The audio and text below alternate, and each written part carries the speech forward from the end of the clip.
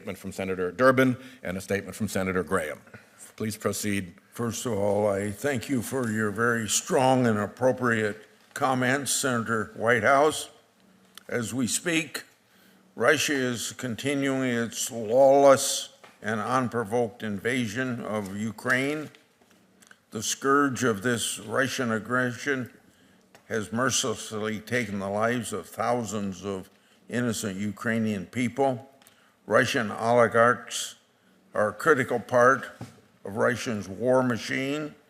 Oligarchs are the massively wealthy criminal and confidants of Vladimir Putin.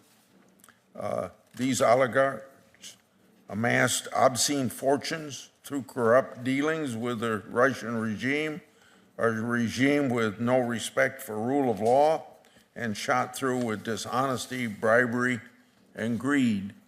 Some reports state that there are only about 60 to 70 Russian oligarchs. Though a small in number, the illegal wealth of these oligarchs is astounding. Prior to the unprovoked Russian invasion of Ukraine earlier this year, the estimated net worth of these shameful Russians was approximately $530 billion. This illegal amount of money is marked by corruption and stained with blood.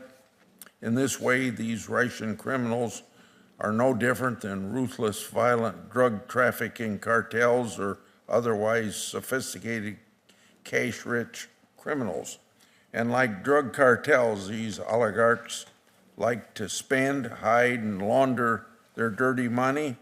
We've all read about the multi-million-dollar luxury yachts that these criminals use to sail around the world with, while leaving death and destruction in their wake.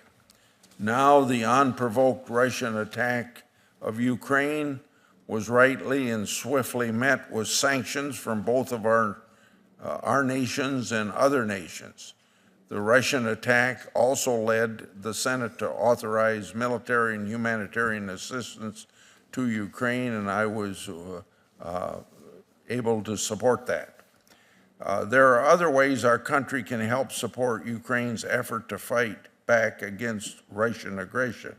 We have several powerful legislative tools that we can deploy against the oligarchs who have corruptly profited from the Putin regime. With these statutory tools, we can go after them and their assets. We should seek the full measure of justice against these high-level criminals, and this means not only taking their assets, but we should also seek to convict and imprison these people if they come within U.S. jurisdictions.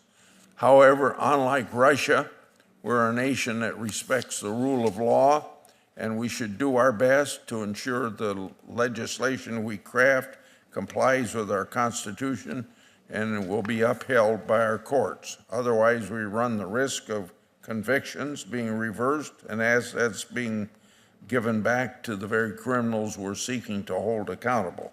Strengthening our anti-money laundering laws is one way that we can go after criminals' ill-gotten gains.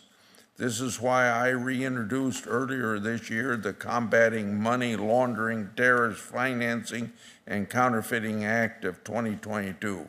I'm glad to say Senator Whitehouse is my Democrat lead sponsor. Senator Cornyn is an original co-sponsor.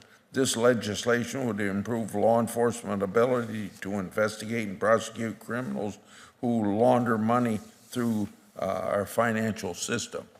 We must, however, do more. The administration has recommended several proposals to target the oligarchs' wealth and assets. I agree with several of the administration's requests, including expanding our RICO Act to include other offenses that will be useful against cash-rich criminals, including oligarchs. Beefing up the RICO statute will provide U.S. prosecutors with the tools they need to secure conviction. However, unforced errors must be avoided. we could end up handing the oligarchs an unfortunate victory by not carefully crafting our legislation so that it passes constitutional muster. Unfortunately, portions of the administration's proposal are incomplete, poorly drafted, and too narrow in their application. For many years, I've been a watchdog over our criminal and civil systems that deprive criminals of their profits.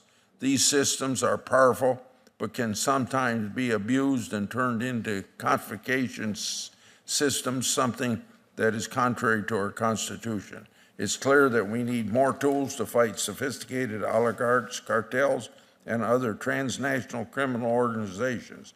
That's why I support some needed modifications to our existing system, including raising the dollar threshold for some types of administrative forfeitures and making it easier to use classified information in these proceedings. Whatever legislative changes we do must be calculated carefully to improve the current system overall without unnecessary litigation risk. I yield. Chairman Durbin.